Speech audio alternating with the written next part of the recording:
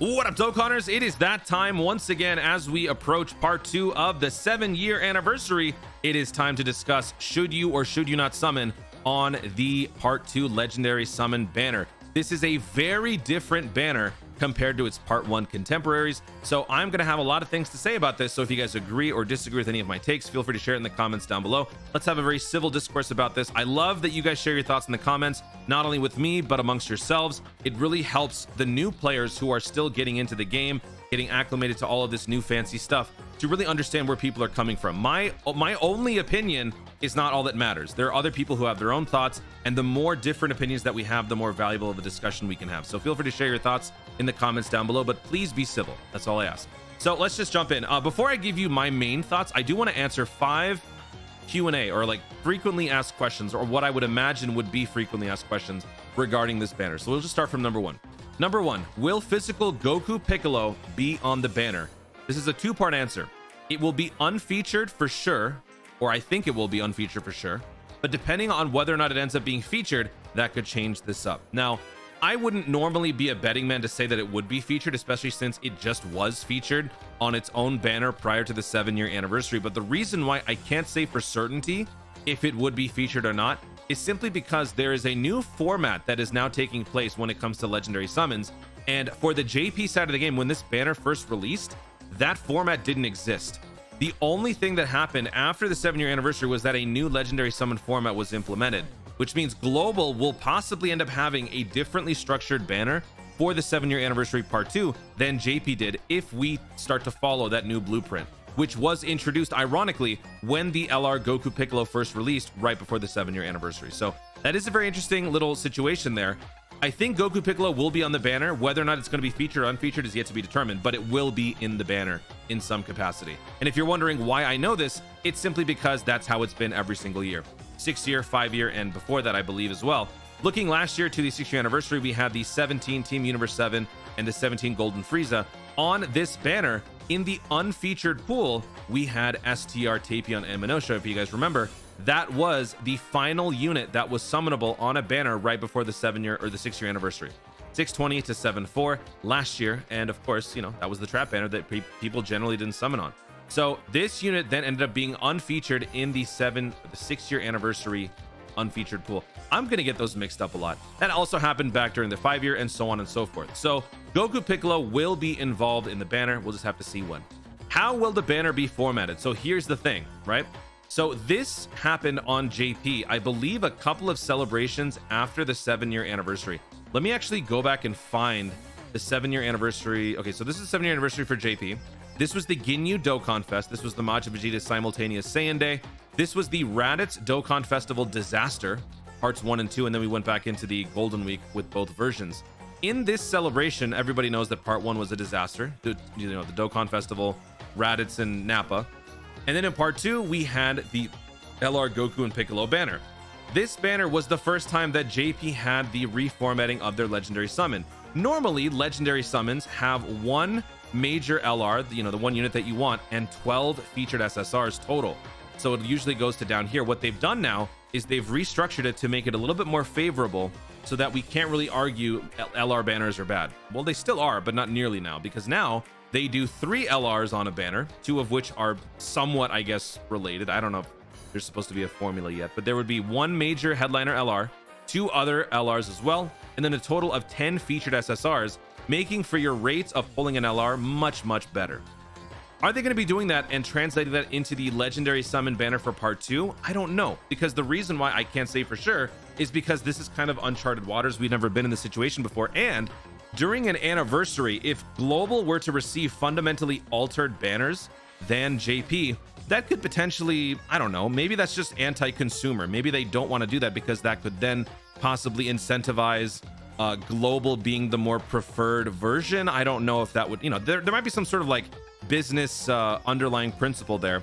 I don't know if they would want to change it up. So we're gonna have to wait and see. We'll only be able to find this out at game time, whether or not they're going to be implementing a 3rd LR here and reducing the featured list, because right now we've got 2 headliner LRs and a total of 10 other SSRs, totaling to 12 featured SSRs. Are they going to keep this for this one? I don't know. We'll have to wait and see.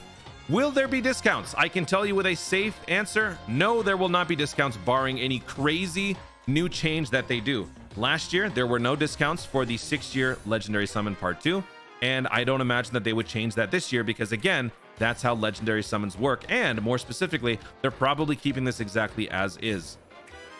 The only way that you can summon on this banner with any sort of discount, perhaps a 5-finger discount for free, would be to summon using your tickets, the Ton of Thanks tickets, with which I've done a video on in the past. I will link it in the description, how to earn every single ticket that exists in the 7-year anniversary. At the moment, I believe that there's either 54 or 53 tickets. I think it was 53 because I sucked at math and I screwed up. I think there are 53 total tickets, which is also unusual, but the main point is you'll be able to do 10 multis of 5 units each with those free tickets, and they can be done either on the Part 2 banners or even the Part 1 Legend or the Part 1 Dokkan Festival banners. So depending on where you are, maybe you got shafted on the Monkey banner, maybe you got shafted on the God banner, maybe both shafted you. You could be using those tickets on these banners as well, but any tickets you end up using on this one, that would obviously reduce the number of multis you'd have to summon on this one. Now, generally speaking, I would say that if you do want to summon on this banner, use all tickets, all free summons that you can on this one, because that way you don't spend a single cent, and if you get something good, great. If you don't, you didn't spend anything to begin with, so it's not the biggest loss. However, if you were to spend money on these banners, while if you still may not end up getting anything, you at least had a much better chance at getting something good from these banners, which is why I can in good conscience encourage you guys to summon on this banner. Not to mention, these LRs, while they're cool and they're good, they don't compare to some other LRs that are coming up. So that also leads into the next question. Are the units better than the Part 1 LRs? This is a quick answer. No. These two units do not even compare to the Part 1 banners units. They're not even close. These units are cool. They have cool abilities, mainly the Goku. The Vegeta's kind of whack. I don't really understand why some of the design choices that they made here. It's kind of weird, but these two units are great, but they are nowhere near as good as the Part 1 LRs. They are by far and away the best units in the game. These guys do not come even close. So if you don't have those guys, there is no sense in summoning for these guys. Their leader skills, not the greatest in terms of coverage. Like, you know, if you're going to be running an all-out struggle team, you're probably not running all-out struggle. You're probably running some other team that is embedded inside the category. Same goes for the Vegeta. Inhuman deeds, even Giant 8 power. A lot of the Giant 8 power units are generally Super Saiyan 4s. This unit's link set doesn't really follow the Super Saiyan 4 moniker in terms of some of the links you see here. Over 9,000 severely limits your options. Transform literally only applies to giant form units. So 2 links already are kind of hindering this unit from like maximum synergy with the Super Saiyan 4s. So in terms of leader skill, I don't like it. In terms of overall design, not a fan when comparing to the Part 1 LRs. That's an easy answer. Easy no. Free multis. So I did talk about this. How many free multis will you have? You will have at least 10 free multis with these tickets. You can disperse them between the various banners, Part 1 and Part 2, but you will have 10 total free summons, and then you might get more depending on what other sort of, you know, social media rewards they give us, or maybe some sort of top grossing, something like that. They might give us some more tickets for you then to use for even more free multis, but at the moment, only 10 are confirmed. So those are all of the frequently asked questions. My final thoughts on the banners. Looking at the LRs, they're not worth summoning. Even if you want to look ahead at other banners that are coming up, simply just think about it in terms of the LRs. The yellow coin LRs, these units don't compare to another one that's going to be coming up later on. This happened, I believe, during Part 2 of the Summer in Advance. This was the JP Resurrection F celebration. In Part 2, this dude showed up. And this dude is one of the best units in the entire game. And I cannot believe such a being exists. The AGL Golden Frieza. And also, look at this banner. Look at the banner. What the heck, dude? You've got 3 LRs here. And then you've got, look at these featured SSRs. These are actually pretty good. This banner, I would rather y'all summon on this banner, to be quite honest with you. This LR Golden Frieza is one of the best units in the game. And for a little while, the conversation was really gaining traction on whether or not this unit was even better than the 7-year LRs. The very fact that there was consideration of that topic of conversation speaks to how good this unit is.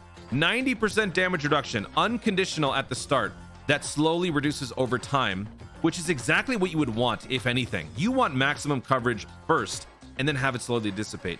So, I mean, I don't even want to go into how good this unit is, but this guy blows these 2 LRs out of the water. I don't care what you say.